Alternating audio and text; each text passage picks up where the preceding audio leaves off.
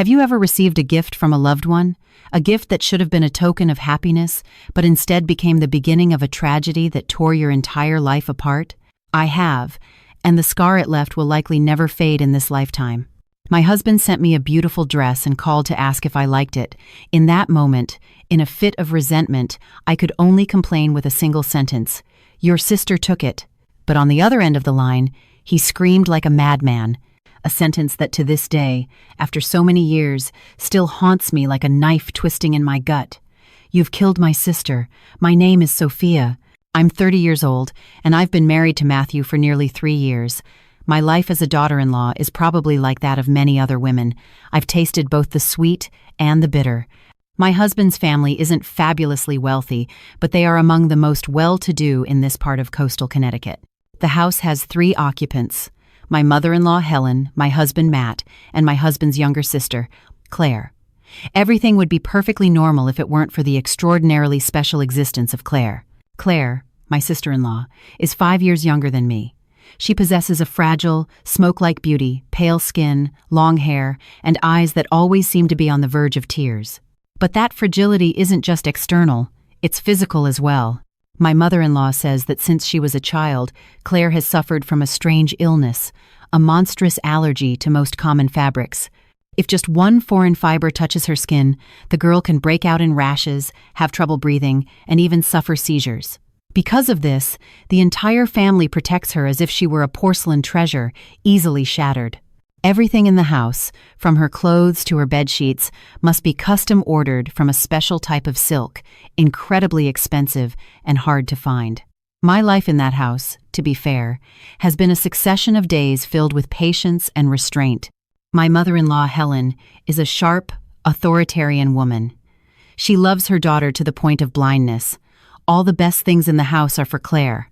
As for me, a newly arrived daughter-in-law, in her eyes I seem to be just a stranger, someone who has come to serve this family. The food I cook is never to her taste. The house I clean is never clean enough for her. Even the way I breathe seems to displease her. "Sophia, walk more slowly. You'll startle Claire. Sophia, speak more softly. Claire is resting." Those phrases became the familiar refrain of my life. My husband, Matt, is a completely different person. He is kind, soft-spoken, and always treats me very well. Every time his mother scolded me, he would quietly enter the room, take my hand, and comfort me. "Honey, don't be upset. Mom just worries too much about Claire. Just be a little patient, okay?" He's like a soft cushion, helping me absorb the blows from my mother-in-law. But slowly, I realized that he is only a cushion. He has never been a solid shield. He can soothe my sadness, but he has never dared to defend me in front of his mother and sister. His love for me is real, but the affection and protection he dedicates to Claire are immeasurably greater. And then, the fateful day arrived. It was our 2nd wedding anniversary. Matt was away on a business trip. I thought he had forgotten, but in the afternoon, a courier delivered a beautiful gift box. I opened it, and my heart seemed to stop for a moment. Inside was a silk dress, the color of jade green, soft and cool to the touch. The design was simple but incredibly elegant. I knew it was the same type of expensive silk the family usually used for Claire. It was the first time since we'd been married that Matt had given me such a valuable and refined gift. I hugged the dress to my chest, feeling a wave of happiness wash over me. Maybe he still remembered, maybe I still held an important place in his heart. I took the dress to my room and happily tried it on in front of the mirror. The dress seemed tailor-made for me. It perfectly enhanced my skin and figure. I thought that for once, I could wear it out with him to somewhere romantic. But I was wrong. Just as I was leaving my room, Claire was coming down the stairs. She saw the dress I was wearing, and her eyes glinted in a strange way. She didn't say anything, just walked over and, with her thin, trembling hand, lightly brushed the fabric of the dress. At that exact moment, my mother-in-law came out of the kitchen, saw the scene, and her face immediately darkened. She rushed over, pushed Claire's hand away, and turned to me with a sharp voice. "Sophia, who gave you permission to wear that dress? Can't you see Claire likes it? Why don't you have a little more consideration?" I was frozen, unable to explain, as she snatched the dress from my hands and placed it in Claire's arms. "Here, my dear, if you like it, put it on. Your sister-in-law has plenty of nice clothes. She won't miss this one. I stood petrified in the middle of the living room, as if a bucket of ice water had been thrown over me. The dress was a gift from my husband, my anniversary gift, but in my mother-in-law's eyes, it was just something she could take from me at will to please her daughter. Claire clutched the dress with an expression of faint remorse, but then she turned silently and went up to her room, leaving me alone with a lump of humiliation in my throat. That night, I couldn't eat a single bite at dinner. I sat alone in my room, staring at the empty box, and tears began to well up. Just then, the phone rang. It was Matt. His voice on the other end of the line was unusually warm and tender. "Hello, my love. Did you get my gift?" Hearing his voice, all the frustration pent up inside me overflowed. I tried to hold back my sobs and answered in a whisper, "Yes, I got it. It's beautiful, but I don't think it was meant for me." Matt asked, surprised. "Why do you say that? Don't you like it?" Without thinking, I complained exactly how I felt, a complaint tinged with a wife's pique. "Your sister saw it and took it from me. Mom told me to give it to her too. How could I say no?" I thought he would comfort me as he always did, say sweet things to calm me down. But no. A silence of several seconds on the other end of the line made me uneasy. Suddenly, he screamed. A crazed, furious, panic-filled scream. His voice was no longer that of the kind husband I knew. It transformed into the roar of a wounded beast. "What did you say? She took it? You've killed her. You've killed my sister." That scream was like a lightning bolt that split me in two. I was stunned. My ears were ringing. The phone slipped from my hands and hit the floor with a thud. My entire world crumbled in that instant. Killed. What had I done? Just because of a dress. Why would he say such terrible words? What was the secret behind that dress? Behind his family? Matt's scream through the phone wasn't just a sound. It was a tangible object, an invisible hammer that struck my mind with brute force. I lost my balance. My body swayed, and my head spun in a nameless chaos. Killed. Who had I killed? Over a dress, I had become a murderer, according to my own husband. I hadn't even had time to recover, to pick up the phone lying inert on the cold floor, when from the main entrance, the screech of brakes tore through the silent night. The iron gate was pushed open with brutal violence, creating a terrifying crash. Then, the sound of footsteps, not someone walking quickly, but someone running desperately. The pounding of shoes on the patio tiles sounded like war drums. Before I could understand what was happening, a figure burst into the house like a whirlwind. It was Matt, but not the Matt I knew. His hair was disheveled, his work shirt rumpled, and his eyes, my God, his eyes were bloodshot, crisscrossed with red veins like a crazed wild animal. He didn't look at me, even though I was standing right in front of him. His gaze swept the living room, and then he lunged up the stairs toward Claire's room. He shoved me aside, a heedless push that made me stagger and nearly fall. Horrified, I followed him up, my steps feeling like lead. From Claire's room, the desperate wails of my mother-in-law were already audible. "Claire, my baby, what's wrong with you? Wake up, please." When I reached the doorway, a gruesome scene froze me to the spot. Claire, my fragile sister-in-law, was curled up on the floor, convulsing. Beside her lay the crumpled jade-green dress. Her entire body was shaking in spasms. Her eyes were rolled back, lifeless, and white foam was bubbling from the corner of her lips. My mother-in-law was kneeling beside her, pounding the floor with her fists while frantically shaking her daughter. Her face was bathed in tears, mixed with an infinite rage. Seeing me at the door, Helen reacted like a wild animal spotting its enemy. She leaped up and lunged at me, her eyes burning with hatred. You witch! You did this to my daughter! You came to this house to kill her, didn't you?" she screamed, raising her hand to slap me, but Matt stopped her just in time. He didn't stop her to protect me, but to restrain his mother. "Mom, calm down. We have to call an ambulance. We need to get her to the hospital now." I stood there, my feet rooted to the floor. My mind was a blank, unable to think. What the hell was happening? Why was Claire like this? The dress. Yes, it was all because of the dress.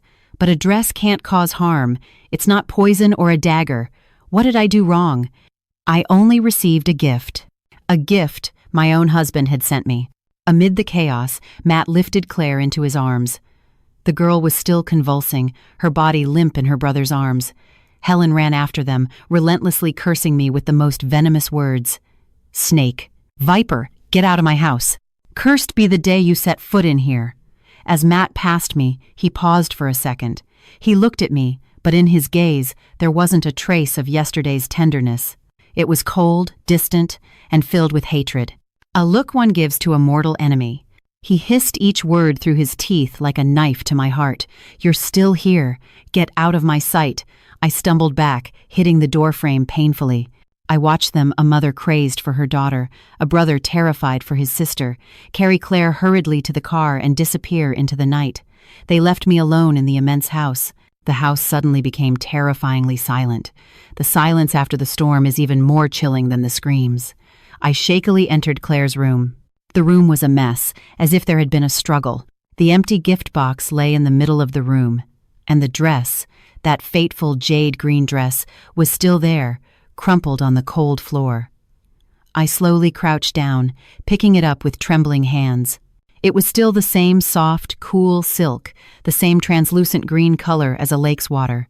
But now, in my eyes, it was no longer a gift of happiness. It looked like the evidence of a crime, a deadly curse that I had unwittingly activated. I don't know how long I sat there. My body was freezing, not from the night air, but from a cold that seeped from the very depths of my soul. My own husband, the person I loved and trusted most, had accused me of being a murderer. My mother-in-law had cursed and expelled me, and all of this had happened in less than an hour. What have I done? I asked myself hundreds, thousands of times, but I couldn't find an answer. That night, I didn't sleep. I sat in the dark living room, staring out at the empty driveway. I waited. I waited for a call. I waited for Matt to come back and tell me it was all a misunderstanding. But there was nothing. Only the dense darkness and an invisible fear that enveloped me. I knew that from the moment Matt screamed that sentence over the phone, my life had changed forever. My marriage, which I thought was peaceful, concealed a terrible secret, a secret in which, whether I liked it or not, I was now involved.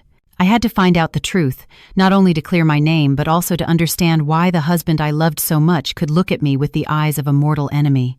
Around dawn, I drifted off on the cold sofa.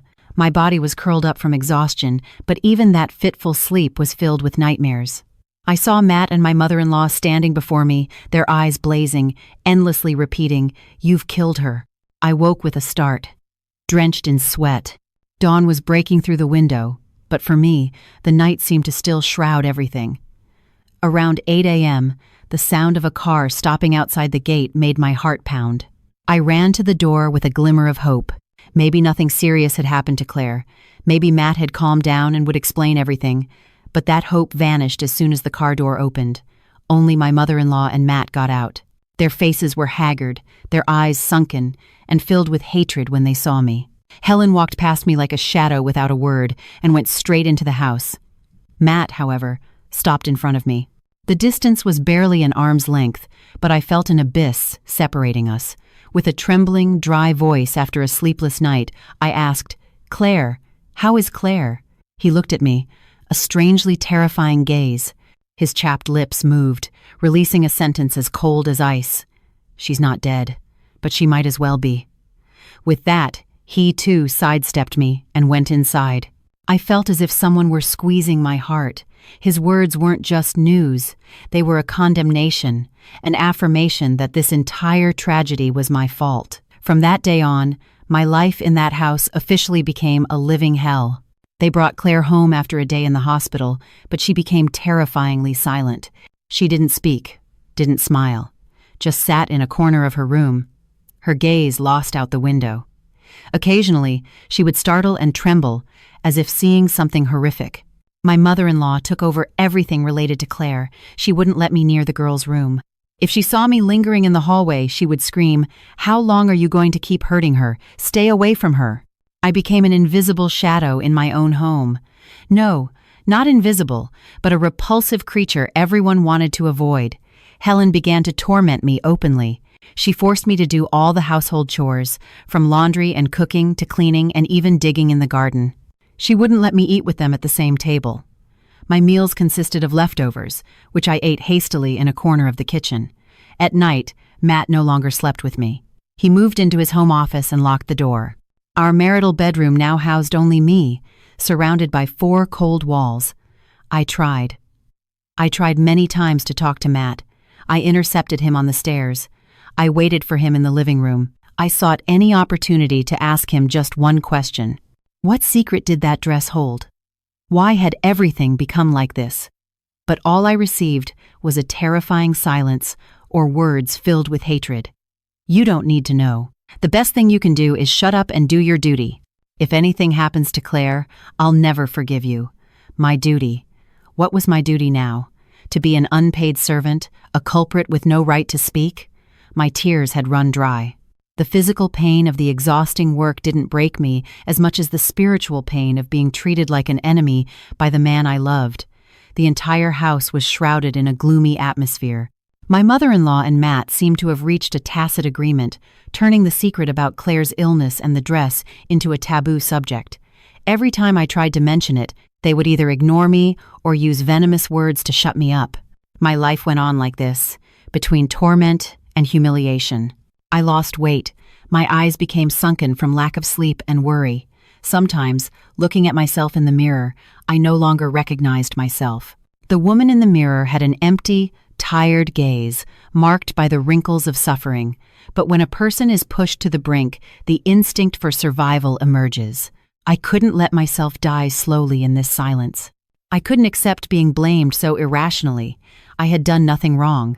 Their silence, the abnormally excessive protection of Claire, it all indicated that there was a terrible secret behind it, a secret they were trying to bury at all costs. And I was the scapegoat for that secret. One afternoon, while cleaning the living room, I saw my mother-in-law sneak into Claire's room with a small black paper bag in her hand. She looked around with a tense expression. When she came out, she no longer had the bag. A gut feeling told me something was wrong. I waited for her to disappear and tiptoed to Claire's room. The door was always locked, but today, perhaps in her haste, she hadn't closed it completely. It was just ajar, a tiny crack enough for me to peer inside. And what I saw through that narrow slit made my blood run cold. It wasn't the room of a normal sick person. It looked more like a prison cell, cleverly disguised. The blood froze in my veins as I peeked through the crack in Claire's bedroom door. It wasn't just a feeling of horror, but one of overwhelming confusion. The girls' room, which I had previously considered just a space with special care, now revealed a completely different face. The window wasn't a normal glass window. It had a layer of thin iron bars painted white to match the wall color. If you didn't look closely, they were impossible to detect. On the desk, next to the vases of fresh flowers my mother-in-law placed daily, were neat piles of textbooks, but they were all old high school books. And what chilled me the most was Claire's bed. It wasn't a normal wooden bed, but a hospital-style iron bed with railings on both sides. Why would a 25-year-old woman need to sleep in a bed like that in her own home? Why did the window have bars? Why did my mother-in-law have to sneak things to her as if she were doing something illicit? A flood of questions swirled in my mind, transforming my accumulated frustration into a burning determination. I could no longer live in this torment and ambiguity. I had to uncover the truth, at any cost. From that day on, I stopped being the submissive, silent daughter-in-law. I began to watch, to listen, and to memorize every unusual detail in that house. I pretended to be busy working in the yard, but my ears were always alert, trying to catch any movement inside. I noticed that every day at 5 p.m., sharp, my mother-in-law would personally prepare an herbal tonic. The smell was strong and somewhat pungent, very strange. She never let me touch it, nor did she tell me what it was. She would simply take it to Claire in silence. After drinking the tonic, Claire would sleep soundly until the next morning, without having dinner. Once, taking advantage of a moment when Helen was distracted, I secretly collected a bit of the herbal dregs left in the teapot, wrapped them in a small piece of paper, and hid them carefully. I didn't know what it was, but my instinct told me it was a piece of the puzzle. My husband, Matt, remained cold and distant. He barely spoke to me, came home late at night, and locked himself in his office. But I noticed that his coldness wasn't purely hatred. There was a hidden torment and fear within it. Some nights, passing by his office, I would hear his deep, anguished sighs. Once, I even heard him talk in his sleep. "It's not your fault. I'm sorry." Those fragmented words were like scattered puzzle pieces that only made the mystery more confusing. The real opportunity came one weekend evening. Matt said he had to meet an important client and would be back very late. My mother-in-law had a family dinner at a distant relative's house. Before leaving, she locked Claire's door as usual and warned me to take good care of the house and, under no circumstances, to go upstairs. Her warnings only strengthened my resolve. When I was alone in the house, my heart pounded. This was the chance I had been waiting for. But how could I get into that locked room? I paced back and forth downstairs, my head about to burst. Suddenly, I remembered a bunch of spare keys that my late father-in-law used to hang behind the door of an old cabinet in the pantry. My father-in-law used to say they were keys to every room in the house for emergencies. My heart in my throat, I shakily opened the cabinet door. And yes, it was still there. The old key ring hung silently on a rusty nail. I clutched it in my hand, feeling as if I were holding the key to unlock the gates of hell. I tiptoed up the stairs. Each step was so light it barely made a sound. Standing in front of Claire's door, I took a deep breath to calm myself. My hands were shaking so much it took me a moment to fit the right key into the lock. A dry click echoed in the silence, and the door swung open. But just as I was about to step inside, the downstairs phone began to ring shrilly. I jumped, nearly screaming. It was the landline. Who would call at this hour? My heart raced. What if it was my mother-in-law calling to check on me? I quickly pulled out the key, closed the door, and ran downstairs. I picked up the receiver with a trembling voice. "Hello?" On the other end, a gruff, unfamiliar man's voice resonated. There was something in that voice, both familiar and strange, that chilled my blood. He didn't ask who I was, just said one sentence, a sentence full of insinuation and threat. "Don't try to find out what you shouldn't know. The punishment of the past is not something anyone can bear." With that, he hung up. I stood there paralyzed, the phone still pressed to my ear. The punishment of the past. What did those words have to do with this family's secret? Who was that man? Why did he know I was trying to uncover the truth? A whirlwind of questions assaulted me, and I realized that the secret I was trying to unearth was much deeper and more dangerous than I had ever imagined. The mysterious phone call ended, but the unknown man's words still echoed in my ears, cold and threatening, the punishment of the past. That phrase was like a warning, an invisible wall blocking my path, but strangely, it didn't make me back down. On the contrary, it ignited a curiosity more intense than ever. Clearly, someone outside this family also knew the secret and didn't want me meddling. That only proved this wasn't just a family tragedy. I stood motionless in the middle of the house for a long time, trying to calm my racing heart. The fear was still there, but the need to find the truth to save myself surpassed everything. I could no longer live like a puppet in this tragic play. I turned without hesitation and went back upstairs. This time, I no longer felt tremors, but a cold determination. I reinserted the old key into the lock. Claire's door opened again, and a gust of stale, humid air hit my face, very different from the gentle lavender scent my mother-in-law usually used in the room. The room was impeccably tidy, everything meticulously placed, without the slightest trace of a young woman's life. It looked more like a museum exhibit than a living space. My eyes scanned the room, the hospital-style iron bed, the white bars on the window, the stack of old textbooks. Everything exuded a strange abnormality. I began to search, as delicately and carefully as possible. I opened the closet. Inside were only a few silk pajamas and some loungewear. All in monotonous designs, colorless, not a single dress, nothing appropriate for a young woman in her prime. I checked the desk drawers. I only found a few pens and blank notebooks, not a single word written, no diaries, no letters, nothing that reflected Claire's personal life. It was as if an invisible hand had deliberately erased all traces of her existence, leaving only a perfect facade. I was about to give up in despair. Maybe they had hidden everything too well. I was about to leave before my mother-in-law returned. But as my gaze casually fell under the bed, I stopped. Under the iron bed, in the darkest corner, was something rectangular, covered in a thin layer of dust. My heart sped up. I knelt down and reached for it. My fingers touched a rough, cold wooden surface. It was an old wooden box, not very large, with some simple floral engravings worn down by time. The box had no lock, just a small, tarnished brass latch. Holding my breath, I slowly pulled it into the light. My hands trembled as I opened the lid. Inside, there were no medicines or precious jewels. It was filled with a jumble of objects, things that seemed insignificant. An old, tattered rag doll, a butterfly-shaped hair clip with a broken wing, several yellowed photographs of an unknown girl with a radiant smile, and underneath it all, what shocked me the most was a bundle of old newspaper clippings.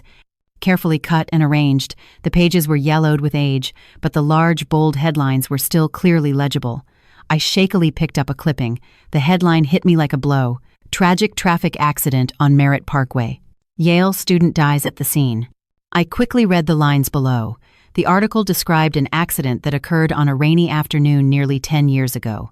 A car lost control and hit a young woman riding a bicycle on the shoulder. The victim was a sophomore in the School of Education at Yale University with a promising future.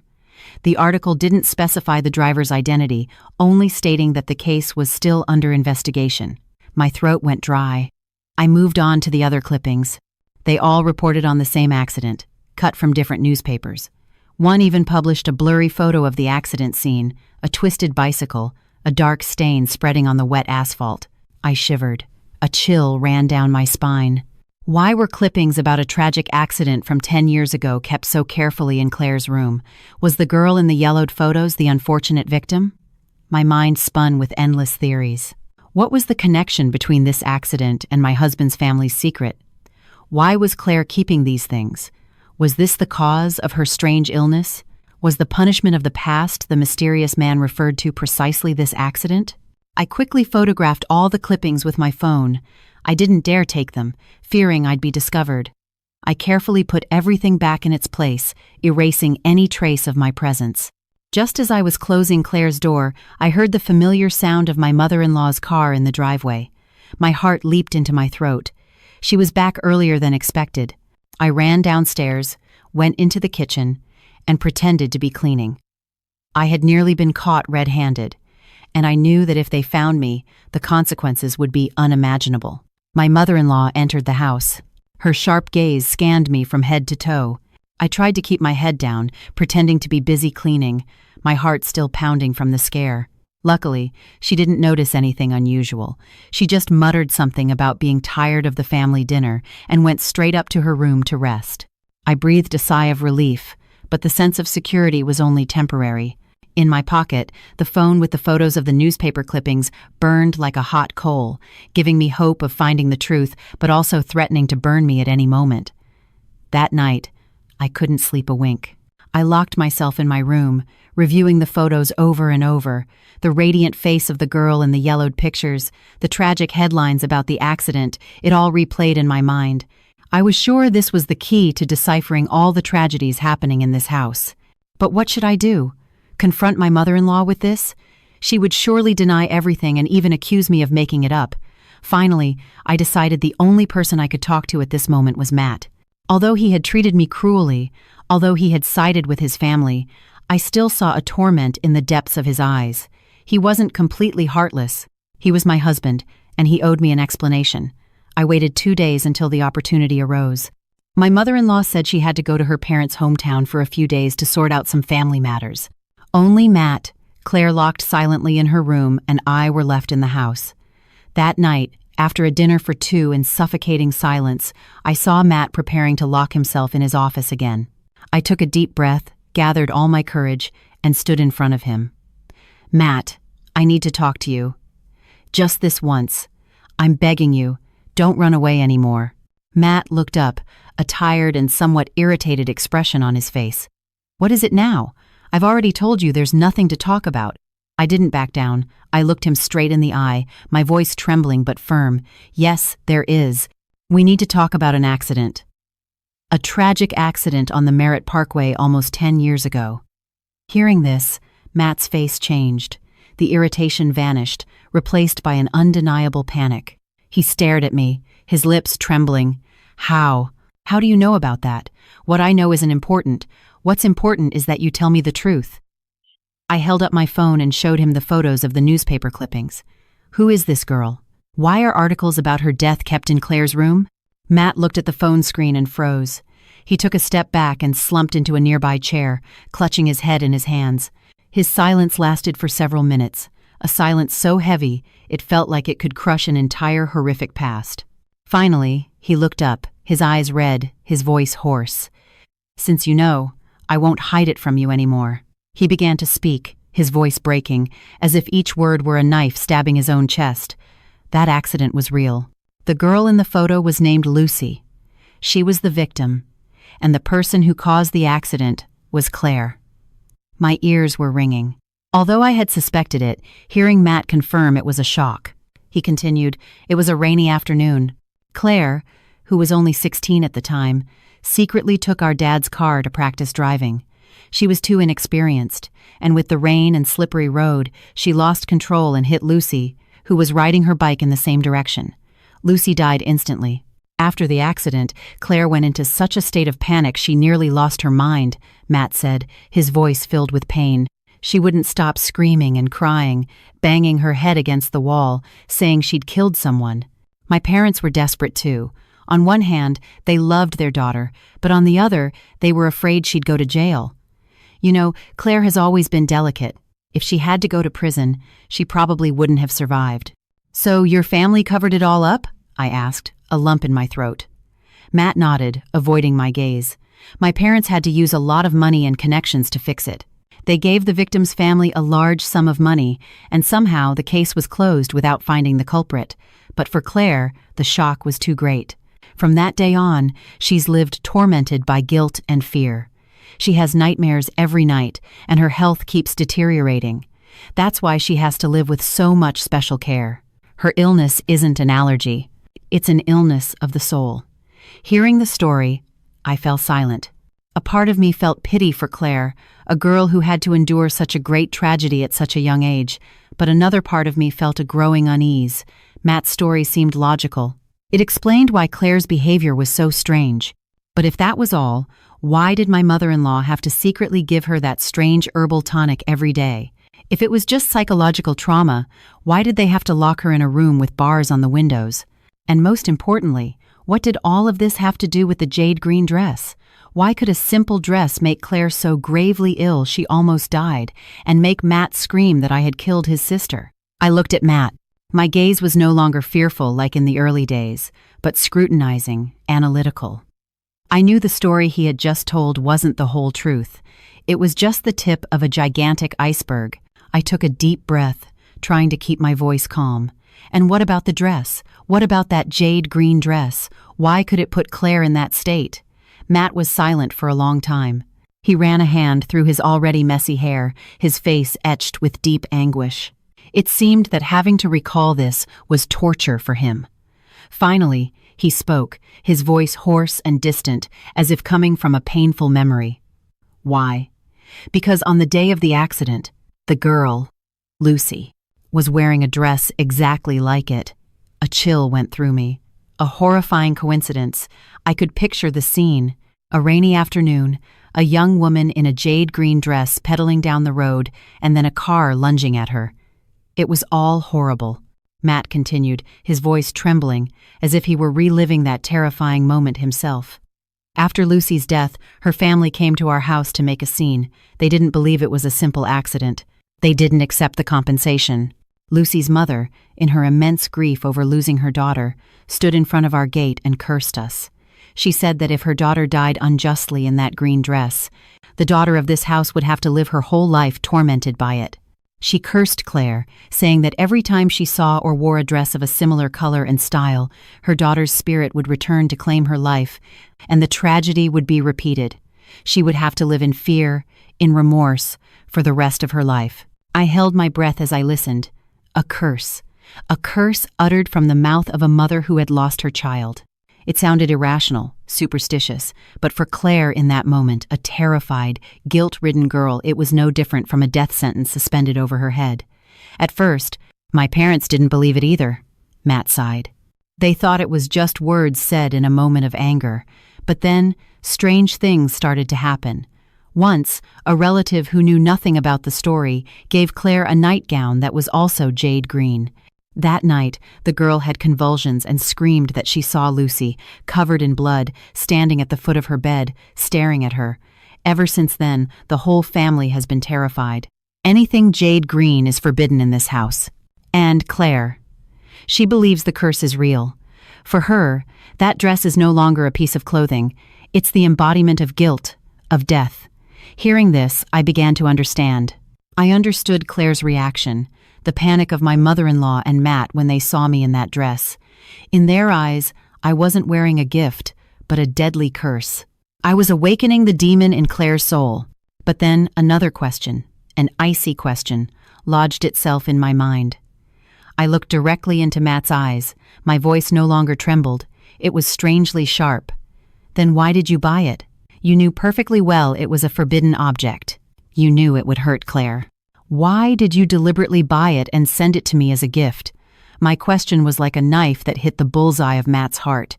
He flinched, his gaze evasive, stammering, I just what? I pressed, taking a step closer. You wanted to test it, didn't you? You wanted to see if the curse was real. To see if, after almost 10 years, it still had an effect. And you didn't hesitate to use your own wife, the woman who sleeps next to you, as a guinea pig for that cruel test, did you? Matt hung his head, his shoulders trembled. His silence was the most painful confession. I started to laugh, a bitter, sarcastic laugh. My tears streamed down, not from self-pity, but from rage. I understood everything. I understood why he had screamed, "You've killed my sister." It wasn't because he feared for Claire's life, but because he was scared. Scared because his test had been a terrible success. Scared because he himself had pushed his sister into a panic. And scared because his true face had been exposed. I backed away, looking at the huddled man in front of me, the husband I once loved and trusted. It turned out that behind that kind, gentle facade hid a terrifying selfishness and cruelty. He loved his sister, but that love was so twisted that he was willing to sacrifice his own wife to satisfy a wicked curiosity. "I'm sorry, Sophia." Matt looked up, his voice choked. "I didn't mean for this to happen. I just thought it had been a long time, that it was all in the past. I didn't expect it to be so serious." "You didn't expect?" I scoffed. "You didn't expect, or you deliberately chose not to think about the consequences? In your eyes, I was just a pawn, a tool for you to test some absurd curse, wasn't I?" I turned away, not wanting to hear another word. The story he told might explain everything, but at the same time, it killed everything left in me for this marriage. The love, the trust, it was all shattered. But as I entered my room and slammed the door, another sense of unease crept over me. Everything seemed to fit. But why did I still feel that something was wrong? If it was simply a psychological curse, why did Claire's reaction resemble a real illness, with convulsions and foaming at the mouth? And the unknown man who called me, why did he talk about punishment? A word that sounds much heavier and more legal than a simple curse. Was it possible that the story Matt had just told was still not the whole truth? The bedroom door closed behind me, but it couldn't shut out Matt's words, which continued to drill into my mind, as cruel as they were absurd.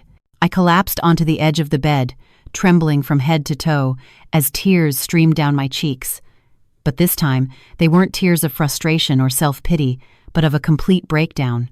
The man to whom I had once given my heart, whom I had always trusted despite enduring so much bitterness from my mother-in-law, turned out to be capable of using me as a test subject for a wicked experiment. Love, now that I think about it, it seems ridiculous. In the days following that confrontation, Matt seemed to sink into his own torment. He was no longer brusque or coldly hateful. Instead, there was a heavy silence, a pathetic evasion. He didn't dare look me in the eye. Whenever we happened to cross paths, he would quickly look away. He started coming home later, and when he did, he would retreat to his office until the early hours of the morning. Perhaps he was running away, running from my gaze and from his own guilt. My mother-in-law, however, was not like that. After Matt confessed everything, she no longer had a reason to torment me openly, but her hatred for me transformed into something different, more subtle and persistent. She no longer shouted at me, but every word she spoke was laced with venom.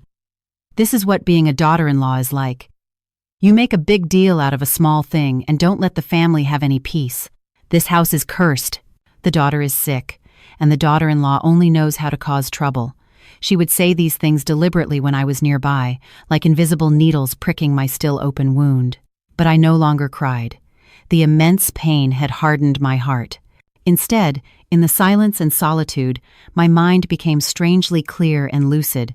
I began to connect all the dots, to analyze every word, every detail of the story Matt had told. And the more I thought, the more cracks and unexplained contradictions I found. First, Claire's reaction. Matt said it was due to the psychological trauma of the curse. I could understand the fear, the screams, even the hallucinations, but the convulsions and foaming at the mouth? Those are symptoms of a physical illness. They can't be purely a product of psychology. They more closely resemble a bodily reaction to a toxin or a triggered epileptic seizure. Could it be that Claire's illness wasn't just trauma, but something more tangible?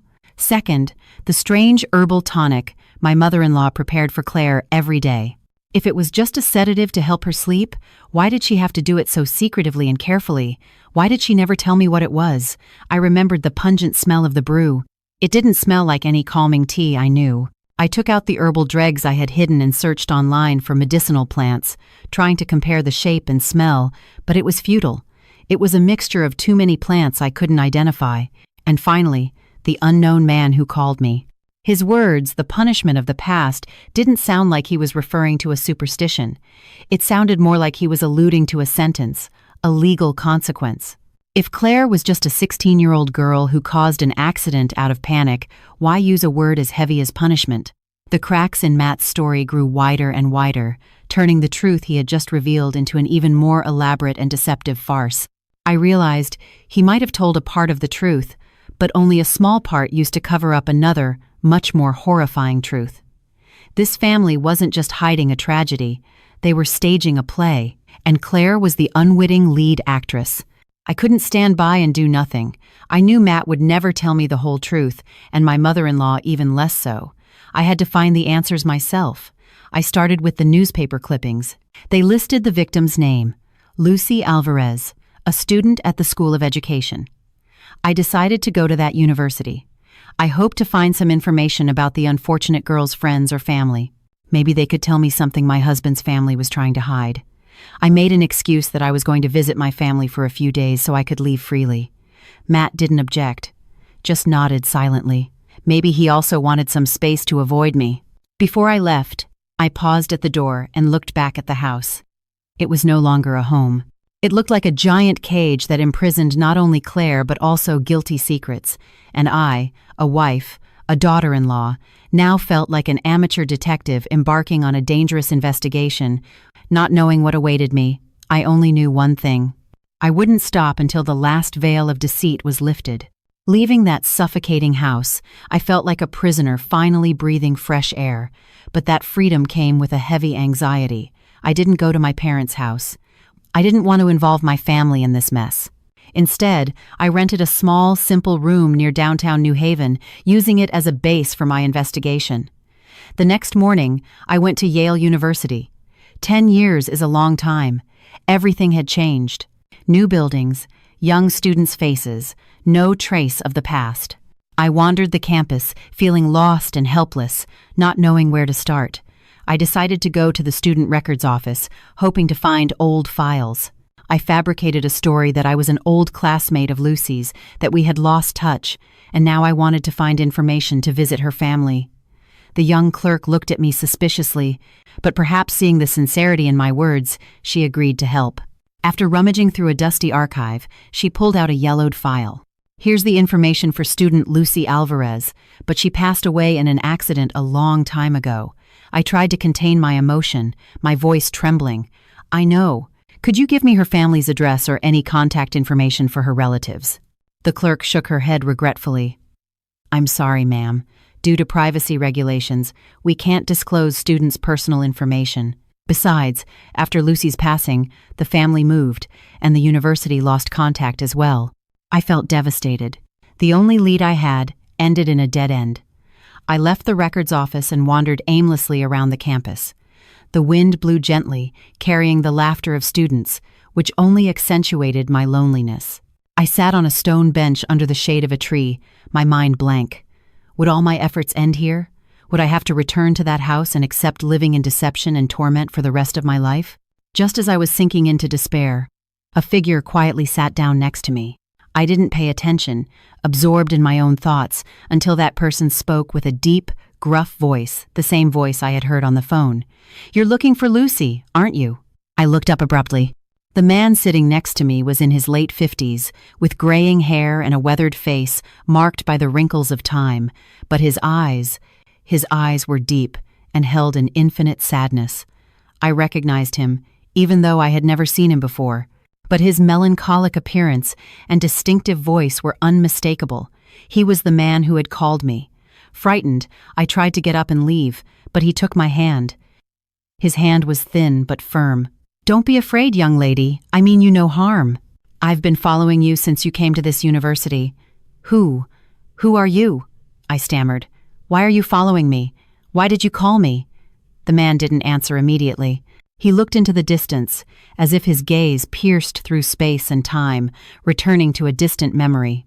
Then, he slowly said, each word like a heavy stone dropping into a quiet lake, "I'm her father. I'm Lucy Alvarez's father." My world stood still. I was frozen, unable to utter a word. The man in front of me, whom I had mistaken for some shady character, was the victim's father, the man who had suffered the loss of his daughter in the tragedy 10 years ago. My fear dissipated, replaced by a strange compassion and empathy. He turned to look at me, his eyes red. "I know you're the daughter-in-law of Matthew's family. I know you live in that house, and I also know you're trying to find out the truth. Sir, how do you know?" He smiled sadly. "In these 10 years, there hasn't been a single day that I've stopped searching. I don't believe my daughter died in such a senseless way. I've been investigating secretly, gathering information bit by bit. I know that girl, Claire, was the one they said was driving. I also know her family used money to silence everyone, but I don't have enough solid evidence to reopen the case." He sighed, his voice full of helplessness. "I was about to give up, until you appeared. I saw you marry into that family. I thought maybe fate was giving me a chance. I followed you. I watched you. I saw how they treated you unfairly. I saw the suffering in your eyes. And when you started investigating on your own, I knew you were the only one who could help me, help my daughter find justice." My tears welled up. I never expected that on my lonely journey, an elderly father was also fighting silently. We, two strangers, one seeking the truth for herself, the other seeking justice for his daughter, were united by fate. "The call that day," he continued, "I made it on purpose to warn you and also to test you. I wanted to see if you had the courage to keep going, and you haven't disappointed me." I wiped my tears and looked him straight in the eye. My voice no longer trembled. "Sir, I don't know what I can do, but I promise you, I won't give up. I'll do it not just for me, but for Lucy and for you." The old man nodded, his lips trembling. He squeezed my hand tightly. "Thank you, my dear, but you have to be very careful. That family is not as simple as you think. The truth you're looking for is much more horrifying than a simple traffic accident." His last sentence once again planted a vague unease in my heart. More than an accident. What else was hidden behind Lucy's death? I sat silently next to Mr. Alvarez Anthony, Lucy's father, trying to process the information I had just received. The campus wind continued to blow, rustling the leaves in the trees, but in my ears only the echo of his words resonated. The truth is much more horrifying than a simple traffic accident. My heart clenched. A bad feeling seized every cell in my body. I looked into the old father's sunken, grief-stricken eyes and asked in a trembling voice, "What do you mean by that?" It wasn't that Claire caused the accident accidentally?" Mr. Alvarez shook his head vehemently. His chapped lips moved as if he were carefully choosing each word to reveal a truth that had been buried for too long. "No, Sophia. My daughter did not die in a common accident. The story that Matthew told you is only half a lie." I held my breath. My entire body tensed like a violin string. Mr. Alvarez took a deep breath, his gaze lost in the distance, his voice hoarse as if it came from hell itself. "It's true that Claire was in the car that caused the accident that day, but she wasn't the one driving. It felt like an electric shock coursed through me. Not Claire. Then who? My instinct whispered something terrible, something I didn't dare to think. The person who was really driving that car. Mr. Alvarez said, each syllable laden with a palpable hatred, his eyes bloodshot, was your husband. It was Matthew. It was as if lightning had struck me. I was stunned, my mind reeling. Matthew, my husband, the kind and gentle man I once loved with all my heart, was the real culprit. No, it can't be, I stammered, trying to deny the cruel truth. You must be mistaken. Matthew couldn't. He loves his sister so much. He wouldn't. He loves her? Mr. Alvarez scoffed, a twisted, bitter smile on his face. Yes, he loves his sister, but he loves himself 1,000,000 times more. He sacrificed his own sister to escape his guilt, to get where he is today. He told me the story, his voice trembling with indignation. From what I've managed to piece together in my secret investigation, through the few remaining witnesses, the ones Matthew's family silenced with money, Matthew was also in the car that day. He was the one driving. Back then, Matthew was barely 20. He was an impulsive, reckless young man. That day, the two siblings had a huge argument in the car, Mr. Alvarez recounted, clenching his fists so tightly his veins stood out. It seems it was about money. Matthew wanted money from the family for some venture, but his parents refused. Claire, sitting next to him, tried to calm him down. In a fit of rage, out of control, he floored the accelerator and drove like a madman in the rain. And then the tragedy happened. After causing the accident and seeing my daughter lying motionless in a pool of blood, Matthew panicked. He knew that if the truth came out, his future, his career, would be ruined. And in that cruel moment, he made a decision even more wicked than the accident itself. He pinned all the blame on his 16-year-old sister. I covered my mouth, unable to believe what I was hearing. A lump formed in my throat, and I felt nauseous. The husband I thought was kind turned out to be a coward, a demon disguised as a man. He had turned his sister into a shield, into a psychiatric patient, to hide his own crime. Matthew's family, especially your mother-in-law, Mr. Alvarez continued, were complicit with their son. They staged a perfect farce. They told everyone, and Claire herself, that she was the one driving. The shock and the false sense of guilt, combined with the high doses of tranquilizers your mother-in-law fed her daily, slowly destroyed the girl's mind. They turned a healthy girl into a genuine patient, a living doll, mired in fear and trauma, just to protect their precious son. Now I understood everything. I understood why the window in Claire's room had bars, why she had to sleep in a hospital bed. It wasn't to protect her, but to imprison her, to prevent her from having contact with the outside world, to ensure the secret would never get out. I understood why my mother-in-law had to prepare that tonic in secret. It was a poison that killed Claire's mind and memories, and Matthew's scream, "You've killed my sister," on that fateful night, now had a completely different, a repulsive and false meaning. He wasn't afraid for Claire's life. He was afraid that the dress, the trigger for her trauma, would make Claire remember something. Afraid that the farce his family had built for 10 years would collapse because of a stupid gift he himself had brought. I lowered my head. Tears fell onto the cold ground. I wasn't just crying for Lucy, the girl who had died unjustly. I wasn't just crying for myself, a deceived wife. I was also crying for Claire, a victim, a soul imprisoned and destroyed by her own loved ones. I looked up at Mr. Alvarez. My voice no longer trembled, but was filled with a steely anger and determination. "Sir, we have to save Claire. We have to bring this truth to light." Mr. Alvarez's words were like a flood that washed away everything I had known, everything I had believed about my husband's family. The truth wasn't just horrifying, it was so repulsive and inhuman that no words could fully describe it. I sat paralyzed on the stone bench. The campus wind continued to blow, but I no longer felt anything. In my head was only the image of Matthew, my kind husband, with another face, the face of a cold-blooded killer, and the image of Claire, not as a sick sister-in-law, but as a victim imprisoned in her own family's tragedy. Mr. Alvarez looked at me with compassionate eyes. "I know this is a huge shock for you, but you have to be strong, Sophia. You're the only person in that house who can get close to Claire, who can save her." I took a deep breath, trying to suppress the nausea rising in my throat. But how can I save her?" I asked helplessly. Claire doesn't even know she's being harmed. For 10 years, she's lived believing she was the killer. They've poisoned her mind. How can I make her believe the truth? That's the key, he said, the cruelest part of Matthew's family's plan. They not only blamed Claire, but they turned her into a real psychiatric patient by constantly instilling in her the idea that she was guilty, that she was traumatized. Along with the effects of the high-potency tranquilizers, disguised as herbal tonics, they managed to break her will and erase her memories. Claire can no longer distinguish between real and fake.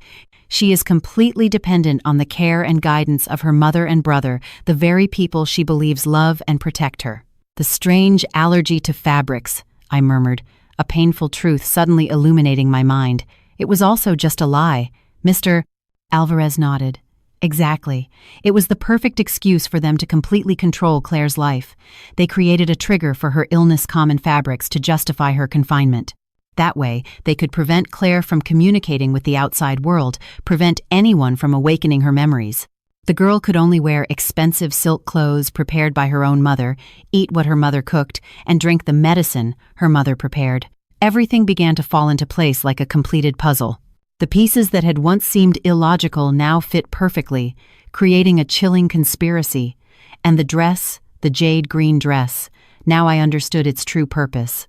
Matthew didn't give it to me to foolishly test a curse as he had fabricated. It was a cruel and calculated psychological test. After nearly 10 years, perhaps Matthew and my mother-in-law wanted to check how deeply ingrained Claire's illness was. They wanted to see Claire's reaction to seeing another person, her sister-in-law, wearing the object of her trauma. They wanted to know if Claire would still react violently as before, or if time had faded that fear. If Claire didn't react, maybe they would slowly relax their control. But if Claire became ill, it would prove that their farce was still working and they would have to continue to imprison her in that invisible cage. And Matthew's scream, "You've killed my sister," that scream wasn't out of panic for Claire's life. It was a scream of fear, fear that the puppet he had so carefully constructed for 10 years would react unexpectedly. He feared that Claire's convulsions were not from the trauma, but a sign that real memories were resurfacing, fighting to get out. He feared that his play was about to end. I shivered. The truth was even crueler than I could have imagined. Matthew wasn't just a coward. He was a director, a cold-blooded psychological manipulator. He had turned his own sister into a lab rat in his family's sick experiment. I looked at Mr. Alvarez. My voice trembled with indignation. "The medicine my mother-in-law gives Claire." "What is it, sir?" Mr. Alvarez sighed. "I'm not entirely sure, but from what I've been able to find out, it could be a type of antipsychotic, or worse, a drug that causes memory loss with long-term use. It keeps her in a drowsy, confused state, unable to think clearly. It's the main tool they use to control her. The herbal dregs I had hidden. I suddenly remembered that was the only physical evidence I had. "Sir," I said, a plan beginning to form in my mind. "I have to go back to that house. I can't abandon Claire. I have to find a way to get a sample of that medicine and have it analyzed. And I have to find a way to talk to Claire." Mr. Alvarez looked at me with concern. "It's very dangerous, Sophia. Now that they know you're suspicious, they won't let you act so easily." "I know," I nodded, an unprecedented determination in my eyes. "But if I don't do it, no one can save Claire. She's suffered too much. It's time she knew the truth." As painful as it would be, I knew my biggest challenge now was not confronting Matthew or my mother-in-law, but how to approach and awaken a soul that had been imprisoned in darkness for 10 years. A soul that didn't even know it was a prisoner. Returning to that house after talking with Mr. Alvarez felt like walking into the lion's den. Everything was the same false veneer of peace, but now, in my eyes, every corner, every object was stained with guilt. Matthew's gaze toward me was no longer just evasive, but also wary. My mother-in-law watched me even more closely, barely letting me out of her sight, as if she feared I would do something terrible. But the more alert they were, the more cunning I had to be. I knew I couldn't be rash. The first thing I had to do was get a sample of the medicine. I waited patiently. For several days, I pretended to have accepted my fate, reverting to the quiet, hard-working daughter-in-law. I stopped confronting them, stopped showing my frustration. My change in attitude seemed to slightly relax their vigilance. The opportunity came one afternoon. My mother-in-law had to go to the town hall for some business. She tasked me with looking after Claire, but she didn't forget to lock her bedroom door as usual. The moment I heard the sound of her car pulling away, I acted. I ran to the kitchen, where she used to prepare the tonic. Luckily, there was still a little of yesterday's concentrate left in the teapot. Carefully, using a small syringe I had prepared, I drew some up, put it in a clean glass vial, and hid it well. With the sample in my possession, my heart beat faster, but I knew this was only the first step. The biggest challenge lay ahead. How to talk to Claire? Her door was always locked. I couldn't use the old key ring again. They would have surely taken precautions. I paced the hallway, my nerves on edge. Suddenly, I remembered a detail. Claire's room and Matthew's office shared a small balcony, separated only by a low wall. If I could get into Matthew's office, I tiptoed down and tried the office doorknob. Locked. I was about to despair, but then my gaze landed on the small ventilation grate above the door. It had no bars. I looked around and saw a stool in a corner. A bold idea occurred to me. I knew it was incredibly risky, but I had no other choice. I placed the stool and shakily climbed up. Being petite, I was luckily able to squeeze through the grate. I landed inside Matthew's office, my heart pounding. I ran to the balcony. Just as I thought, I just had to climb over the low wall to get to the balcony of Claire's room. Claire's balcony door wasn't locked. I gently opened it and stepped inside. Claire was sitting on the bed with her back to me, her long hair falling over her thin shoulders. She was humming a familiar tune, a melody that was clear yet unsettling. I took a deep breath and called her softly. Claire. Claire jumped and spun around. Seeing me, her eyes widened in obvious panic. She shrank back, retreating to a corner of the bed, clutching her head. You! How did you get in here? Mom said no one could come in. I approached slowly, holding out my hands to show her I meant no harm. Claire, don't be afraid. I just want to talk to you. No, go away, Claire cried in a piteous voice. It's your fault. It's all your fault. You brought that dress. You called her. She's here. I see her. The girl began to tremble violently, her gaze fixed on an empty spot behind me. I knew her hallucination was back. My heart ached. I sat beside her, trying to keep my voice as gentle as possible. Claire, there's no one here. It's just you and me. Look carefully. She's there. She's smiling. Claire grew more terrified. I knew if this continued, I couldn't tell her anything. I had to do something to pull her out of her hallucination. Suddenly, I remembered the old rag doll I had seen in the secret box. Claire, I said quickly, do you remember your rag doll? The one you used to sleep with? Hearing about the doll, Claire paused. Her trembling seemed to lessen slightly. Her gaze was no longer lost in space but fixed on me with a touch of bewilderment. My doll? How do you know? I know. And I also know about the butterfly hair clip, the one with the broken wing. You hid them in a wooden box under your bed, right? Claire was completely stunned. She stared at me, the fear in her eyes gradually replaced by curiosity. How? How do you know these things? I knew this was my moment. I took her cold hand. Claire, trust me. Everything you're seeing, everything you're feeling, it's not real. You are not guilty. You didn't kill anyone. No! Claire shouted again, pulling her hand away. It was me. I drove the car. I killed her, Mom and Matt told me. They lied to you, I said loudly, firmly. They have been deceiving you for 10 years. The person driving that day was not you. Don't you remember, Claire? Try to remember who else was in the car that day. I tried to awaken Claire's memories, but they seemed to be buried too deeply. She just clutched her head and shook it vehemently, tears streaming down her face. I don't remember. I don't remember anything. My head hurts. Go away, please. Just go away. Seeing Claire's pain and anguish, I knew I couldn't push her any further. Her mind was too fragile. I backed away, my voice choked. Okay, I'll go. But Claire, remember what I told you. You are not guilty. Trust yourself. Don't believe what they tell you. I turned and climbed back over the balcony. Just as I was getting back into Matthew's office, I heard the sound of my mother-in-law's car pulling up to the gate. My heart almost leaped out of my chest. I quickly scrambled through the ventilation grate, put the stool back, and ran to my room, trying to catch my breath. I had failed in my attempt to awaken Claire, but I knew my words were like tiny seeds planted in the barren soil of her soul. They might not sprout immediately, but with a chance, with a strong enough push, they would break through. And I didn't know that chance would come in a way no one could have foreseen. The days following my secret meeting with Claire passed in a tense calm. I didn't dare do anything else for fear of alerting them. My mother-in-law didn't seem to discover I had snuck into the room, but she watched Claire even more closely. She barely left the house and was always by her side.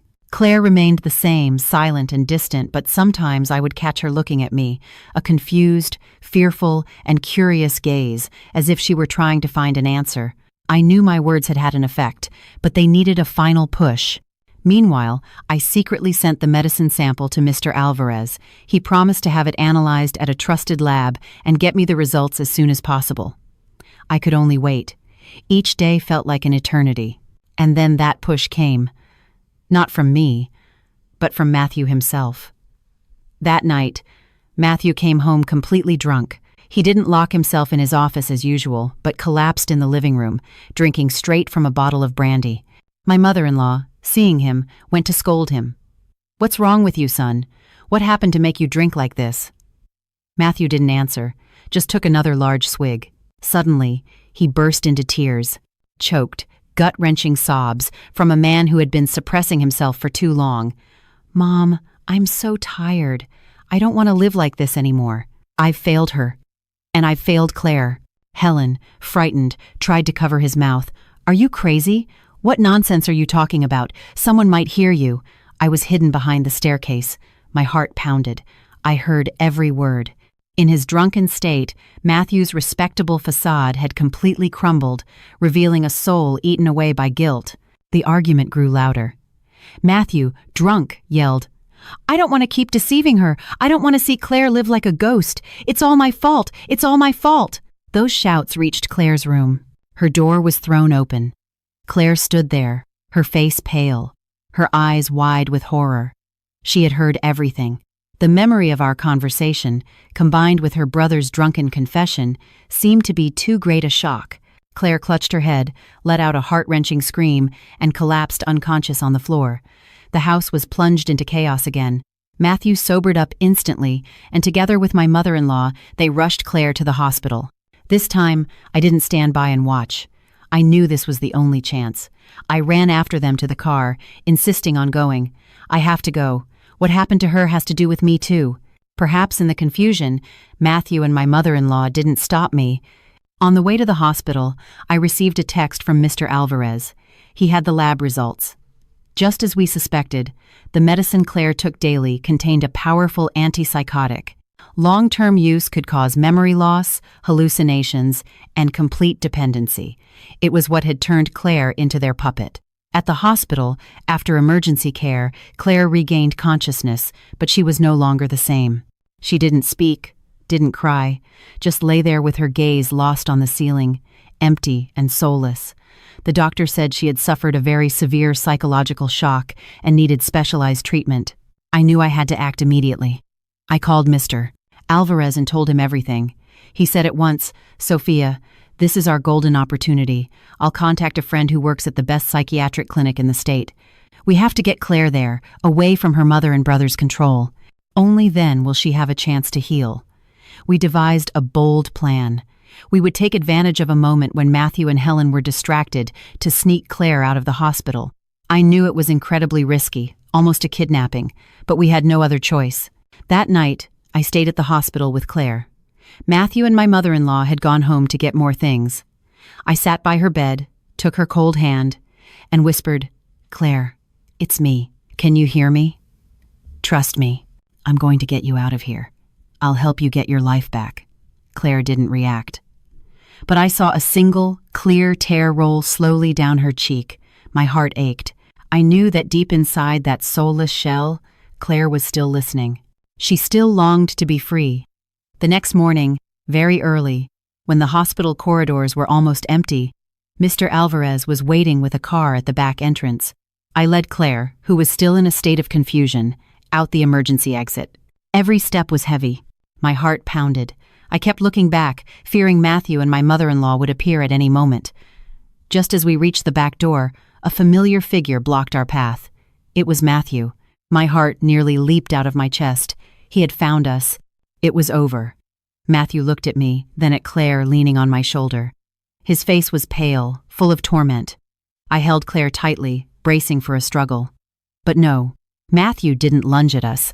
He stood there, looking at us for a long moment, and then said in a hoarse voice, "Take her.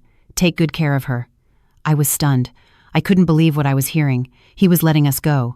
Matthew came closer and pressed a thick wallet into my hand. "Here's some money. Consider it a part of my redemption. Take Claire to the best place. Save her. I'm begging you." With that, he turned and walked away quickly, as if fleeing. His lonely, hunched back under the faint light of dawn. I stood there, my eyes filled with tears. I didn't know whether to be happy or sad. Matthew had finally made a choice, a late one, but perhaps the only right thing he could do at that moment. I helped Claire into the car. The car started, taking us far away from the city, far from the painful past, toward an uncertain future. I knew this escape was just the beginning. The road to healing for Claire, and for me, would be long and difficult. The car carried Claire and me far away, leaving behind the city filled with painful memories.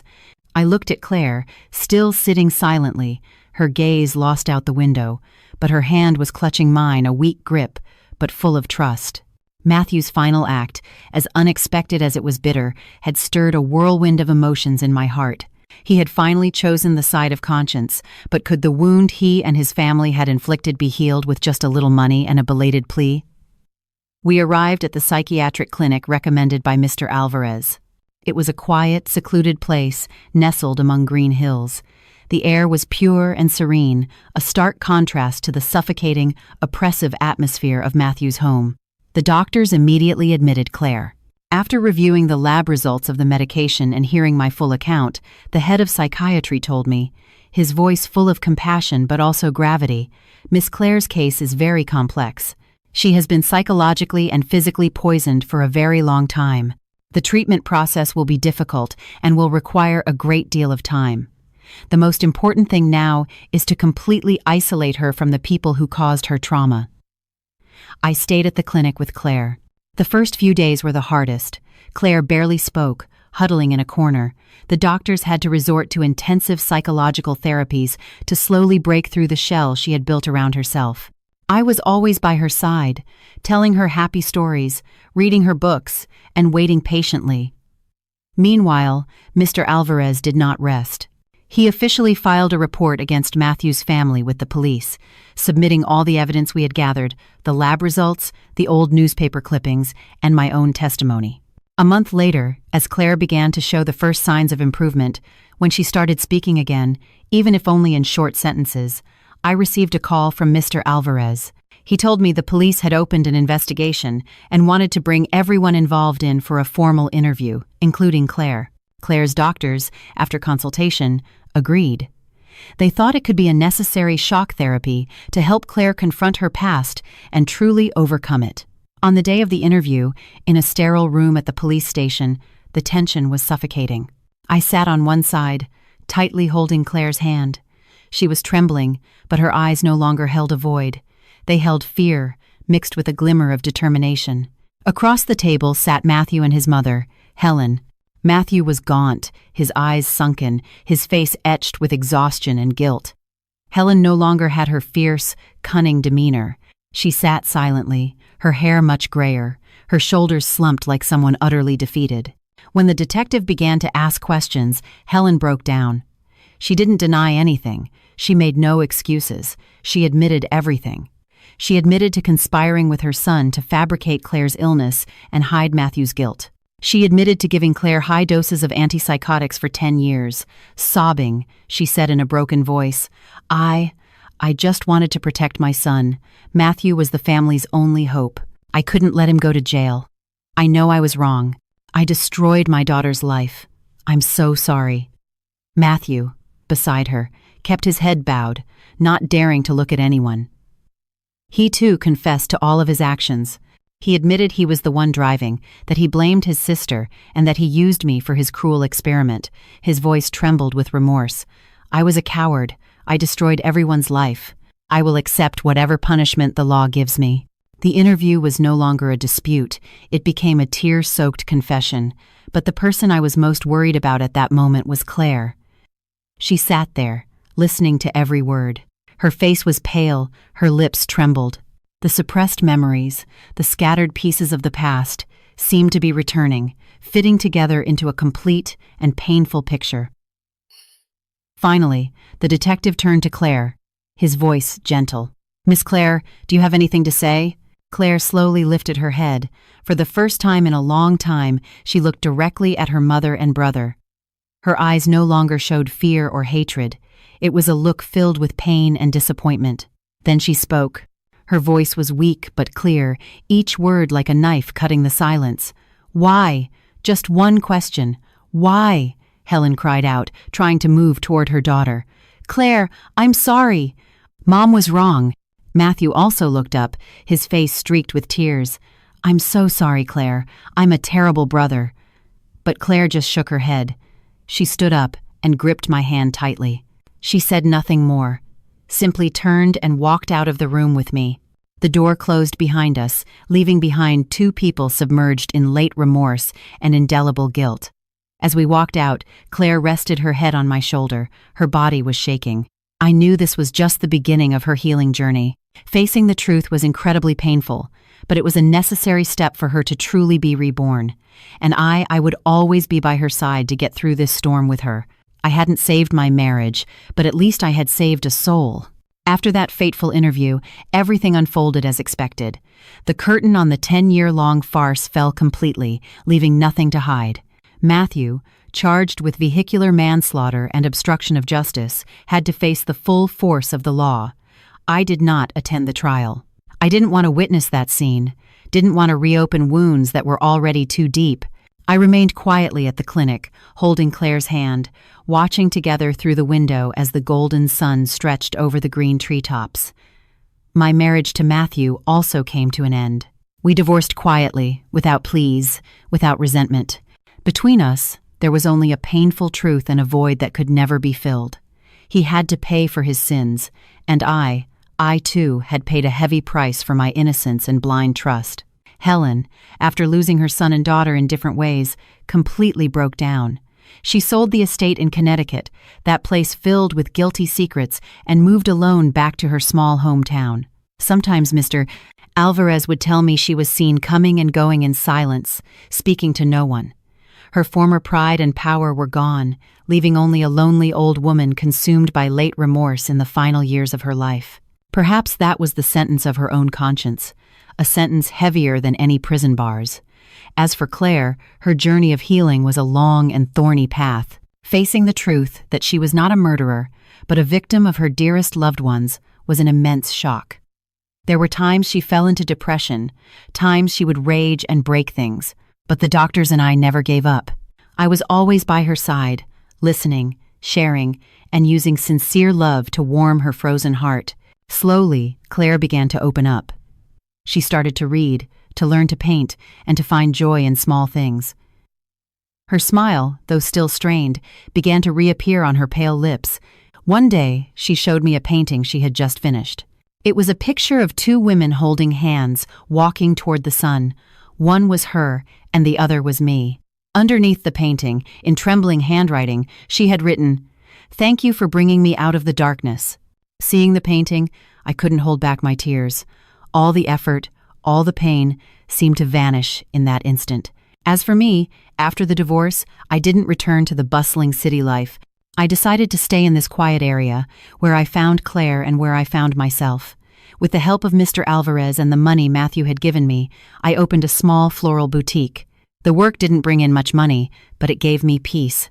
Every day, tending to the flowers, watching them bloom, I felt as if my own soul was healing too. Mr. Alvarez, after getting justice for his daughter, also found peace. He no longer lived tormented by remorse and hatred. He treated Claire and me like his own family. On weekends, he would often stop by the flower shop, bringing us vegetables from his garden. 3 people, 3 different destinies. We had weathered the biggest storm of our lives together, and now we leaned on each other to move forward. Sometimes, in the quiet evenings, I still remember that jade green dress, the fateful gift that pushed me into a bottomless tragedy.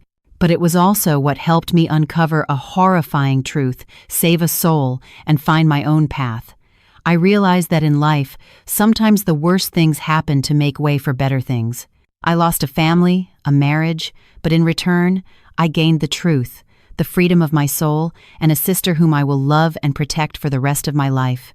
Standing in front of my flower shop, looking at the sunflowers that always stand tall, facing the sun, I smiled.